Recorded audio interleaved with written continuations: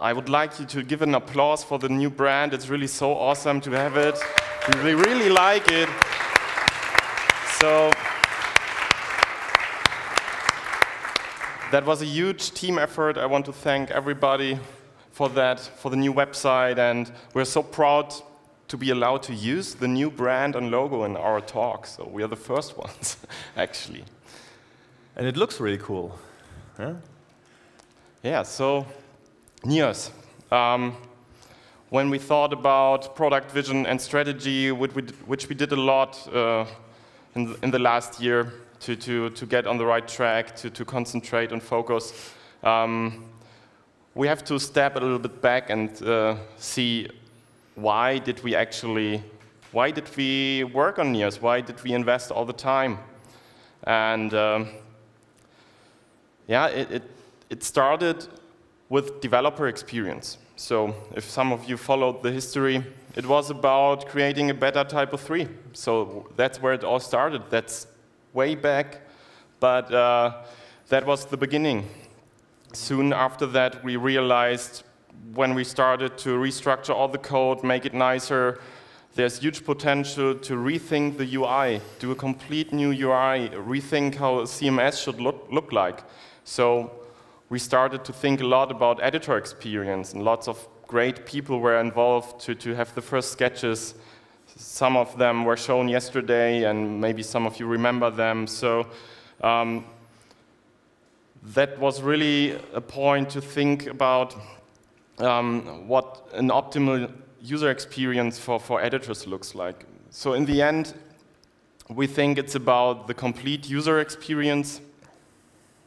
It's more than just developer or editor. It's everyone is a user of the system. So they should get the best experience that's possible with the CMS. That's our motivation. And ultimately, it got in our DNA. So everything, and that's really quite unusual for an open source system software, which is pretty developer driven in the end, because we really like that we have design people, business people, and other guys and girls in the team that are doing stuff besides development, but in the end it's pretty developer driven. But we got so in the thinking about user experience that it got in our DNA, we can say.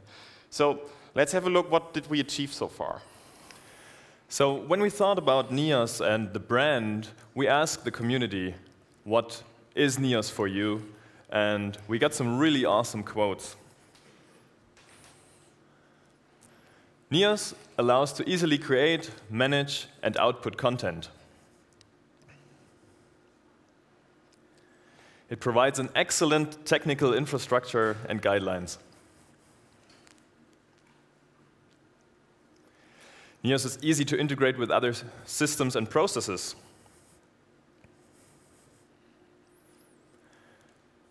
And NEOS provides a good user experience for editors and developers. And then there was this really cool quote that we found just a few weeks ago that really shows that user experience is at the core of NEOS. And it says, I've texted into many content management systems, but this one is different. NEOS is the first CMS that is actually fun to work with. So we have to ask ourselves, when we get such feedback, have we already achieved our goal, right? Is that the end? Is that the finish line? Yeah. So we really need to look at what can we do. Yeah, so of course, since the beginning, a lot of things have changed. So we took a look, what's actually going on. It's not a complete market analysis. I think that's not what we do, but just having a look at different approaches to CMSs, especially from the open source field. And it's about some trends and seeing what the CMS today has to solve. So that certainly evolved in the last 7 years. And maybe some of you have used that. So who knows what a static site generator is? A few people? Okay. Yeah, not bad. So you know what I'm talking about. It's just have a look. There are lists online, and I made a screenshot a few weeks ago for a talk, and it was below 400, and then few weeks later, it got even more static site generators. So I bet there every day a new static site generator is built, because in the end, it's a very simple and reduced system for producing content. You have your structured content in some format. You have these static site generators in whatever language you're comfortable, and then you produce static output. So that's what we started with the web before we had these CMS monsters. But yeah, there are certainly some applications for doing that, and I think we have to see what is the case behind that, and is that something we need to solve with Neos, or where Neos can be involved. So then, certainly more than a trend, and a really interesting thing are content APIs. So there are several systems like Prismic, Gather Content, Contentful, which are full software as a service CMSs with a great content API, also good authoring experience, which are innovating pretty fast. And that's really a new kind of CMS to use. So who of you used one of these systems in a project already? Not too many. Oops, okay. Yeah, so, but just have a look. It's really interesting to see what they're doing. And there's certainly some cases where these systems are good use instead of a full-blown CMS that you have to install, maintain, and everything. So. Interesting thing besides that it shows a trend that you separate output and creation. So creation happens in a system, and your output, your rendering, whatever, it could be a website, it could be an app that display content is your task, and you use whatever language you like. They provide a lot of libraries and connectors, so certainly an interesting thing. So then, APIs everywhere. So most CMSs, major CMSs, have APIs today. So Drupal has it, WordPress has it, in various ways and technical implementations. But you can clearly see it's very important to provide good APIs to manage and access content, to be able to write apps, to do that, native clients, to export content. So this is very important in our reasoning about that, to support that too. So then, it's really a buzzword, but multi-channel, maybe 2.0, and it's reality that most websites we build don't just produce content for a single website output, single screen size. In the end, we use some tweaking for responsive setups already with different content being presented. You have apps, and in many projects you maybe have a website and an app using some of that content. You have all these social media integrations which need to get some content from your website. And finally, there's print. So print is here to stay, and we heard about many projects that are really interested in using Neos also for print publication, so that's not dead.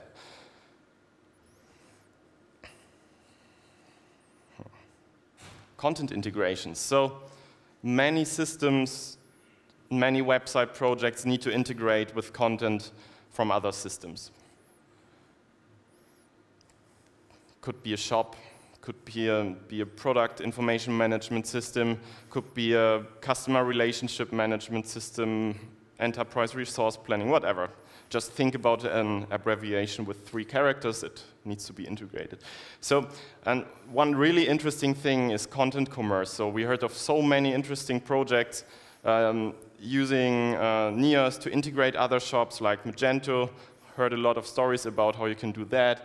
Or the other way around, to use content from Neos inside Magento or from other CMSs, and then using e-commerce APIs to have a content commerce application. So in the end, you have various integrations, and it's more connected than ever.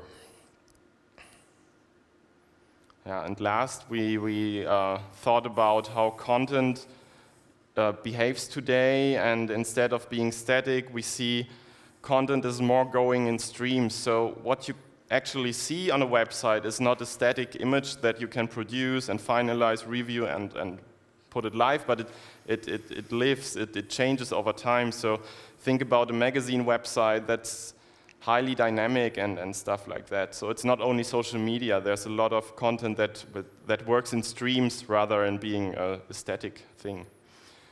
So, wow, there's a lot going on in the CMS market.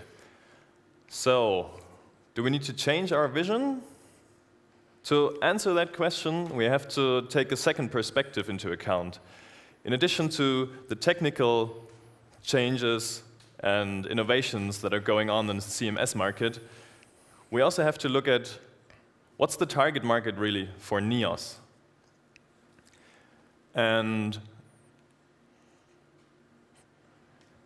you know this typical segmentation of the market, right? There's the enterprise market, there's the mid-market, there's the small business, and usually small business, you say, okay, you know, this really small website, NEOS, let's rather use WordPress, and enterprise.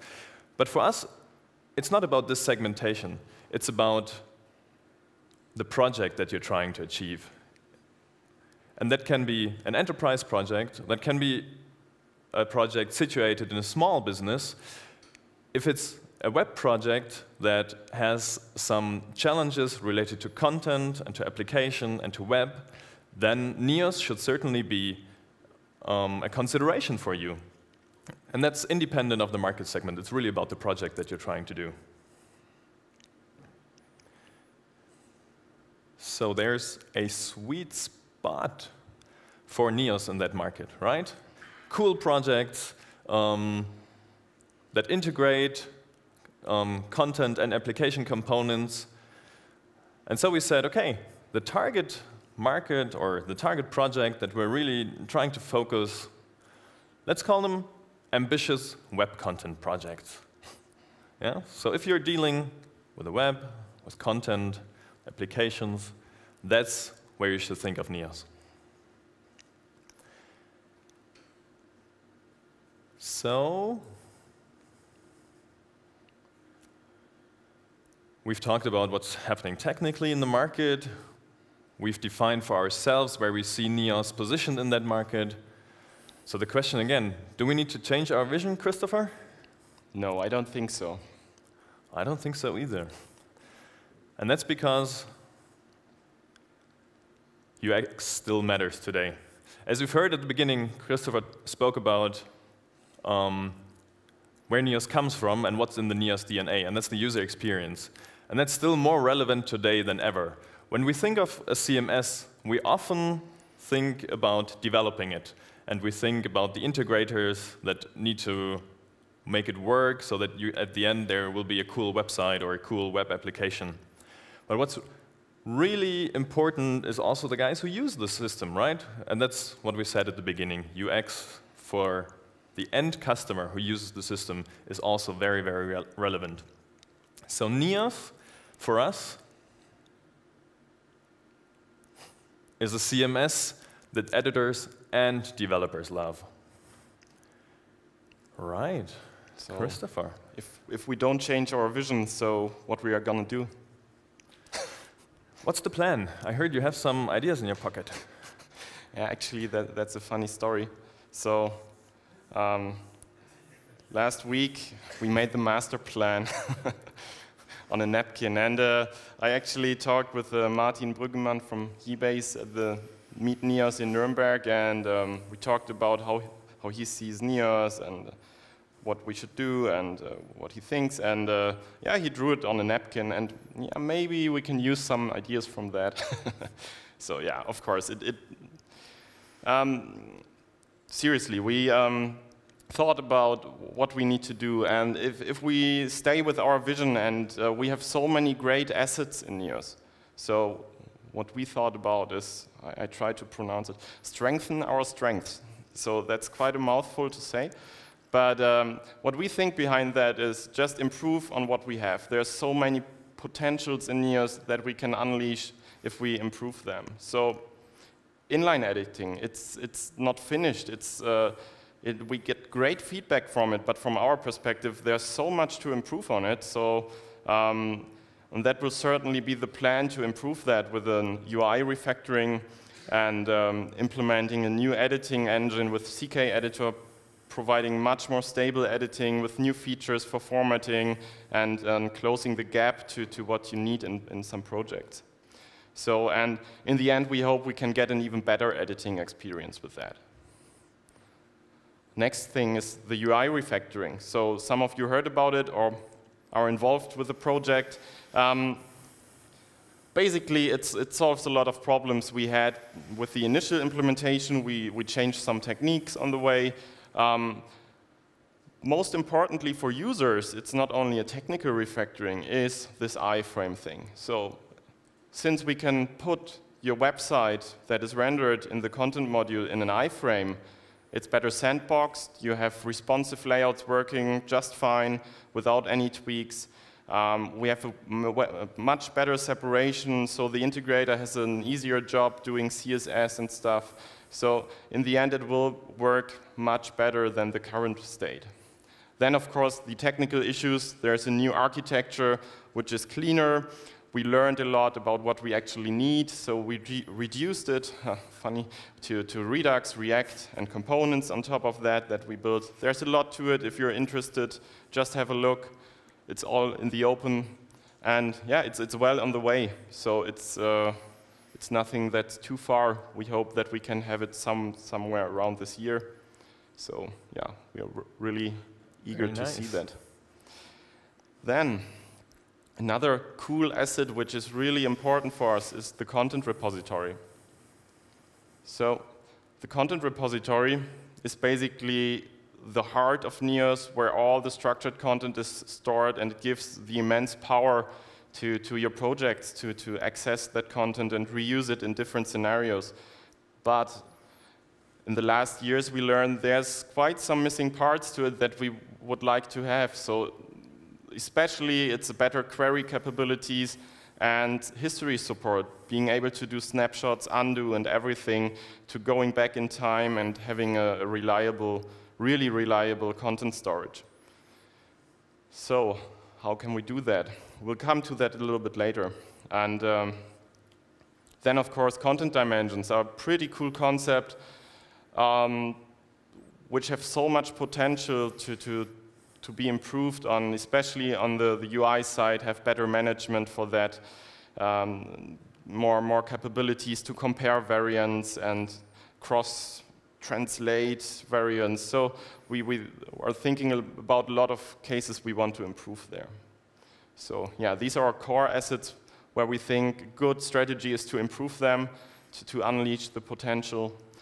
And then we have the challenges from the current market situation, actually. And so we need to take on new challenges to make Neos a really cool product. And one of that is structured editing, which is also closing a gap we actually have. So the inline editing is really working great, but in some situations you just have so much content, you need further management capabilities like bulk editing of content and being able to filter and look at your content in a different way. So structured editing is the way to go. It also paves the way for a more headless approach in Neos.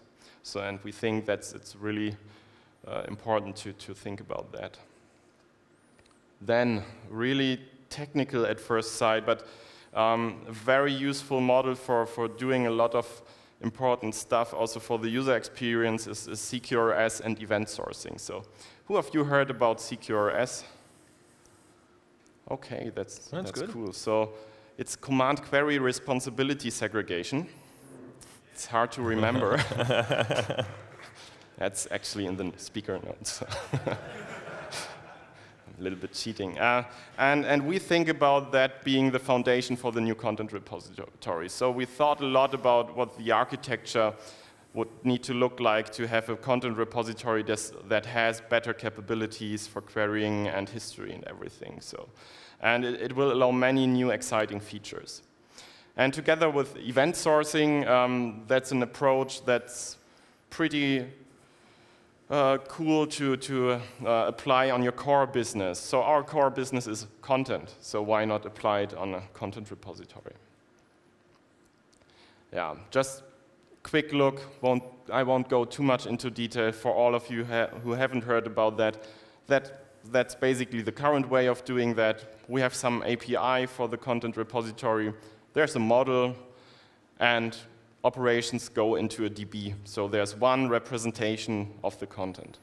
It needs to do all the write operations, workspace, translations, moving, which is hugely complex across workspaces and dimensions to get right, and being able to query that again. And that's what it could look like in a CQRS with event sourcing architecture. So basically, the idea is to split the write and read side, to have a special write model, to use an event stream. So basically every operation, like a node change, like a move, like a node creation is one event. And these events are used to create different projections, that's called. So that's basically different database, or in other systems, storages, which can be used for querying that more efficiently, especially with APIs, with your content being used. So in the end, it's a faster and more efficient way to do that. It can also greatly reduce the complexity for some of the operations. So we're really eager to try that, to work on that. And it's also something that's starting not too far in the future. Then the content API. So there were already a lot of testing and prototypes to try different content APIs or API approaches also here on the code sprint. So we are currently in the planning phase for thinking about what the best approach would be. Also for the new UI, where we want to have a consistent API for that, maybe offer some part of that as a public content API. So yeah, we're working on that too.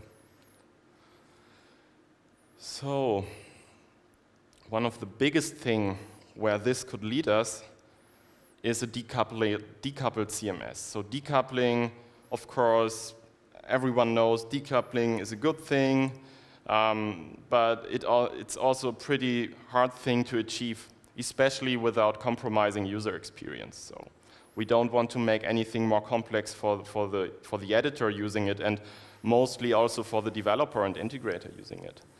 So these steps are leading to a more decoupled system with a content API, with a new UI refactoring, which is way better separated from the server side. And also techniques like CQRS event streaming will allow us to decouple better. So that is more a long-term strategy to go more into decoupling. And we would like to have Neos adaptive out of the box. So there is a Neos, but you can match it to your requirements and adapt it. So we say you can make it your own. That's basically our plan. Right. Use Neos and Flow to really build the applications and websites and web applications that you want. I mentioned Flow. We haven't talked about it too much yet. Yeah. So, yeah, what about Flow? There's a new logo for Flow. So, yeah, basically a lot of things we want to do in Neos needs more foundations in Flow.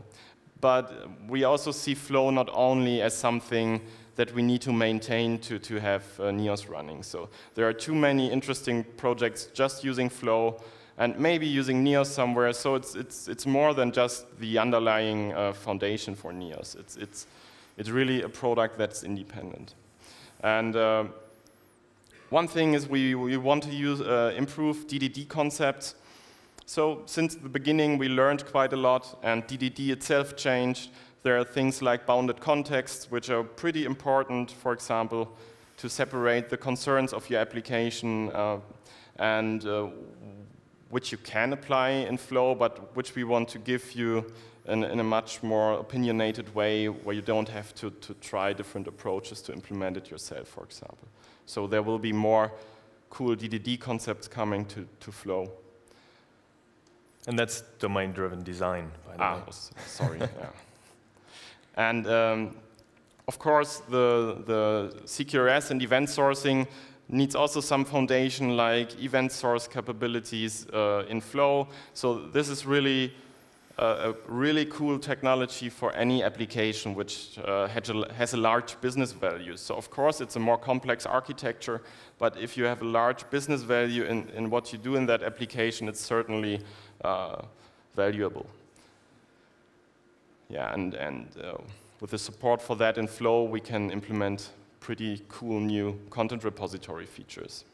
And then, you said it before, it's really the combination of Neos and Flow is also a major driver for Neos. So many technically oriented people look at Neos and see the combination as a very powerful one. And that's why together it's a content application platform. Yeah, and for Neos, we had ambitious web content projects. For Flow, it's really ambitious web application projects. Of course, you can do projects not targeting the web, but that's really the sweet spot that we see. Yeah, so to sum it up, for Flow, Flow will and is a really important part of the Neos project.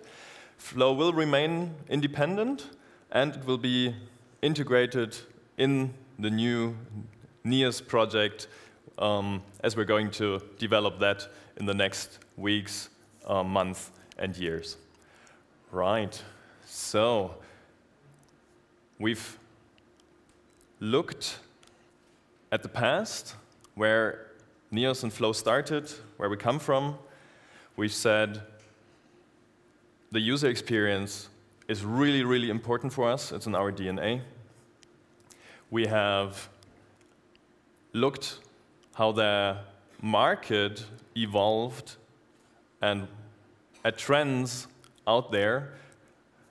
We've looked at the target market that we see for Neos and Flow, and I've tried to convey to you that it's not about the size of the company doing the business, but it's about the project, really, that you want to do, right? So there's really, really cool opportunities for Neos and Flow in the enterprise segment, as well as in small businesses that have ambitious web application projects. You could ask, when will all these things be finished? So, of course, we are talking about some short-term, mid-term, and long-term goals here to achieve with Neos, and in the end, it's up to our team and the community to support us with the sponsoring maybe of some work, or sending their developers and allowing them to work on Neos. So and I think it's pretty different in an open source system when you talk about a product strategy, because it's more about distilling what the community and especially the people involved in the project think about it, and just giving them an idea where this all leads and communicating it, but we can't apply a lot of pressure to just go into that direction. It's up to the people to decide and invest their time to work on that. And hopefully we have a lot of people very interested in these topics. So actually that's nothing we thought about just us two. It's coming from our team with a lot of discussions about that. So we just distilled that, and so really hoping to see that in reality. But so can we sum up our product strategy in a few, memorable words? Of course. So you're allowed to say it this time. I'll say it this time. Okay. So the first important concept to take away from this talk is we want to strengthen our strength, right? We want to improve what Neos is already good at. That is here to stay. The user experience is really important, and in a few years, you will still have a Neos that editors and developers love to use. Yeah. Right, and Christopher talked about the technical challenges that we want to take on. So it's not just building on what we have already, but taking the innovations that are happening in the market, looking at how can we implement them in Neos, how can Neos profit from them, how can we make content projects more fun by tackling quite difficult technical challenges. And as Christopher said, there's a big roadmap of things that we want to take on, and that will take some time, but it will make Neos so much more awesome. And in the end, we hope to end up with a much more decoupled system. We've already started on that. I think the next release will already have some decoupling in flow taking place, and expect much more of that in the next month and years to come with the next releases. Yeah, I think that's a good sum up. So that's it. That's our product vision. We hope you like it. This will, be with you for the next foreseeable future. So, thanks very much.